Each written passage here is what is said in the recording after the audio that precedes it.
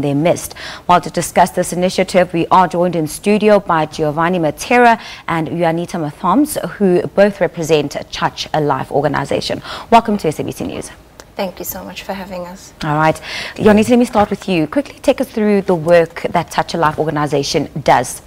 Well, initially it's a program for kids, sporting. That's where the whole program started. Giovanni wanted to get the kids involved in sports. That was the easiest then. And we have been doing it forever, since 2013. Yeah. And it was soccer, rugby, volleyball. So it started off, good day. Started off just indoors, like six-a-side, because we grew up playing soccer, in Eldos. And it was all just taken away in the grass. Fields were destroyed and kids had nothing to look up to.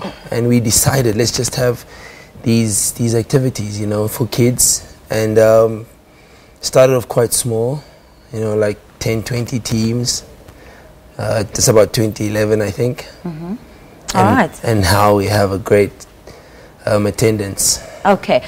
So the organization sort of has then evolved. It started out as what was meant to be, an effort to keep children off the streets and get them into sports. But now you're helping the community in even bigger ways. Take us through that. I would agree with you there. Basically, I'm just trying to think how far back.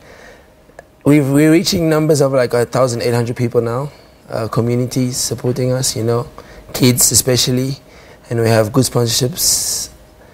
We have pony rides. We have music. All the musical artists in Eldos are supporting us now in the event. And Juanita's, that's her avenue. The decor part of it, she brightens up Eldorado Park basically. All right. That's what we have. But Juanita, take us through the essence of really what the organization has now evolved into. Well, it has been for kids. So now that I'm on board, we've got a little community of girl and women where we have like talks. And the reason why we've added this to the Touch a Life program is because girls are lost in Eldos, but then again, they are lost because they don't have a structure. There's no way, there's no library, for example, for them to go to. There's no home where there's, like we would call it aftercare, but I don't want to use the word aftercare. We want to touch girls and moms at the same time, but we cannot go back home. Like a broken girl cannot go back home if her mom is also broken. So we have to try and rehabilitate or help the mother to help the daughter in order for the community to come back again. So it seems like there are quite a few programs that are being run. Yes. So there's a sports element, there's the element of helping women and children, yes. And then there's the element of helping young people who are involved in drug abuse in the area. And Giovanni, I just want to talk to you about that. Tell us about just the scourge of drug abuse in Eldorado Park and how negatively it's impacted the community. Over the years, I think it's because of the neglect. It's never really come out in public, like how bad it is until the last 2-3 years. And on every corner, really, people are selling drugs. And I remember the time, when the letter was written to the president, I'd say, and they tried to, just raid these drug houses. You could see these young kids just lurking in the streets, morning hours. It was very sad. It was a soulless Eldorado Park, and this is basically the reason why we started this. Just because these kids are so lost, they really are. And so you're trying to really bring back the soul into the place. Yeah, we are. We're trying. It's not, it's not that easy, but we are trying. And I think once the seed has been planted, when we go back to where we come from, where our moms and dads were right behind us and pushing us all the way, I think kids will go back to school again.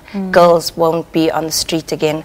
But it's not just a broken girl, it's a broken mother It's a broken it's the family yes. structure that is broken. Because So, the young boys also. Yes, young boys as well. It's not just a broken boy, it's a broken dad who doesn't have a job. It's poverty, you know.